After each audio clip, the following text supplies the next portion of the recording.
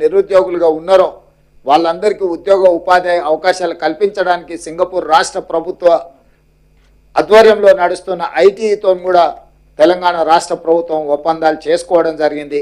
అందుకే ఆ ఒప్పందంలో తెలంగాణ రాష్ట్రం ప్రతిష్టాత్మకంగా భావించిన Young India Skills University vice ఛాన్సలర్తో పాటు ఉన్నతాధికారులు అందరూ కూడా ప్రత్యక్షంగా పాల్గొని ఒప్పందాలు చేసుకోవడం జరిగింది. సింగపూర్ రాష్ట్ర ప్రభుత్వానికి సంబంధించిన మంత్రులతో చర్చించడం, సాంకేతిక నైపుణ్యాన్ని ఇచ్చిపుచ్చుకోవడం ద్వారా మనము సింగపూర్ ప్రభుత్వం కలిసి పనిచేయాలని కూడా ఒక ఒప్పందానికి వచ్చినాం. అది భవిష్యత్తులో మన సాంకేతిక నైపుణ్యాన్ని వేగంగా పెంపొందించడానికి ఉపయోగపడుతుంది. ఇవన్నీ కూడా తెలంగాణ రాష్ట్ర అభివృద్ధి కోసం ప్రభుత్వం తీసుకుంటున్న నిర్ణయాలు. ఈ నిర్ణయాలను అన్నిటిని కూడా యువకులకు, ముఖ్యంగా ప్రజలకు అందరు కూడా చేరవేస్తున్న మీకు అందరికీ మనస్ఫూర్తిగా ధన్యవాదాలు తెలియజేస్తూ, మా విదేశీ పర్యటనకు సంబంధించి ఒప్పందాలకు సంబంధించిన పూర్తి వివరాలను అందించవలసిందిగా మిత్రుడు మంత్రి గారు శ్రీధర్ బాబు గారిని కోరుతున్నాను. పాత్రికేయ మిత్రులందరికీ నమస్కారం. గౌరవ ముఖ్యమంత్రి శ్రీ రేవంత్ రెడ్డి గారి నేతృత్వంలో సింగపూరు, అదేవిధంగా స్విట్జర్లాండ్లో ప్రతి సంవత్సరం అంతర్జాతీయ ఆర్థిక సదస్సు దావోస్కు సంబంధించి కానీ, దాని తదుపరి జూరిక్ ప్రాంతంలో జరిగిన అనేక వాణిజ్యం, వ్యాపారానికి సంబంధించిన ఒప్పందాలకు సంబంధించి గౌరవ ముఖ్యమంత్రి గారు ఇప్పుడే చెప్పినట్టు రాష్ట్ర ప్రభుత్వంపై ఒక నమ్మకం, ప్రభుత్వ విధానాలపై ఒక నమ్మకం, ప్రభుత్వానికి సంబంధించి ఈరోజు ముఖ్యమంత్రి గారిపై, అదేవిధంగా సహచర మంత్రివర్గ సోదరులు సోదరిమణుల పై నమ్మకం. వాణిజ్యం, వ్యాపారం చేసేవారు కోరేది ఒకటే, స్థిరమైన ప్రభుత్వం, దూరదృష్టి కలిగిన ప్రభుత్వం మాకు ఉండాలని ఆలోచన చేపడుతున్న నేపథ్యంలో ప్రతి సందర్భంలో మీరందరూ కూడా దీంట్లో విట్నెస్గా ఉన్నారు. గత సంవత్సరం 2024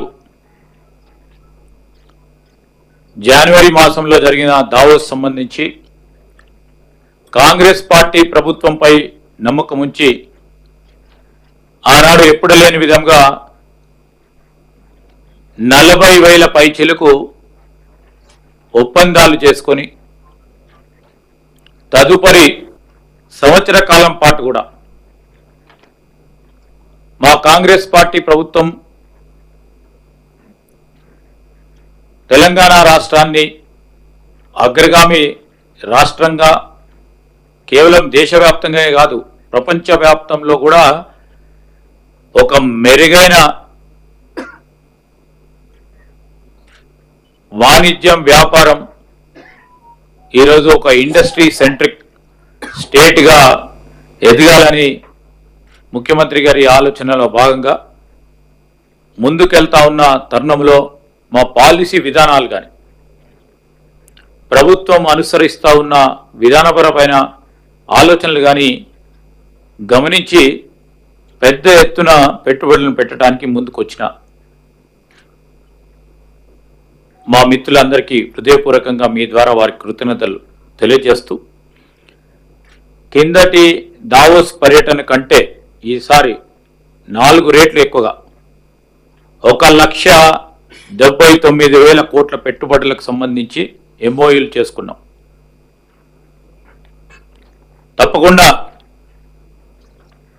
మేము అనుకున్న లక్ష్యానికి ప్రభుత్వం ఆలోచన చేస్తా ఉన్న 1 ట్రిలియన్ ఎకానమీకి మొదట అడుగులు వేసినాం. ఇది గొప్ప విజయం మేము ఇప్పుడు అనుకోవటం లేదు.